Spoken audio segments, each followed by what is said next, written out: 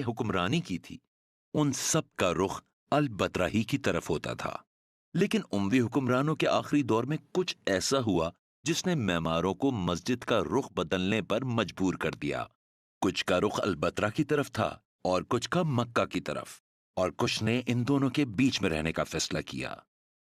इस सूरत हाल ने मगरबी इस्लामी दुनिया के लिए मसला पैदा कर दिया था। मगरबी ममालिक में रहने वाले आज भी उमवी हुक्मरानों के वफादार थे और इस्लामी दुनिया दो हिस्सों में तकसीम हो गई थी। अब्बासी हुक्मरानों ने मशरकी हिस्से पर अपनी हुकूमत कायम कर ली थी और उमवी हुक्मरान अब शुमाली अफ्रीका और उंदुलुस पर हाकिम थे।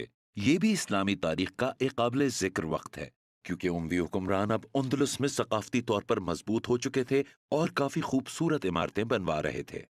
उंदुलुस में मेमारों को एक और मसले का सामना करना पड़ा। रिवायती तौर पर उम्वी हुक्मरान अलबतरा की तरफ रुख करके नमाज पढ़ते थे। आगे हम देखेंगे कि वहां कुछ तब्दील हुआ था, जिसकी वजह से मसाजिद अब उस तरफ रुख नहीं करती थीं।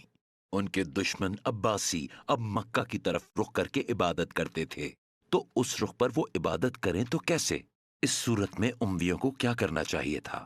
उंदलस के उमवी हुक्मरानों की बनाई गई मसाजिद का जब मैंने मुशाहिदा किया, मुझे एक हैरत अंगेज तब्दीली नजर आई। इन मेमारों ने मसाजिद का रुख ना तो मक्का की जानिब किया था और ना ही अलबतरा की जानिब। अब जैसा कि हम देख चुके हैं, मशरिक वस्ता के कुछ मेमारों ने मसाजिद के किबले का रुख इन दोनों शहरों के बीच में रखा था, मगर उंदलस और शुमाली अफ्रीका के मेमारों का कुछ अलग ही इरादा था।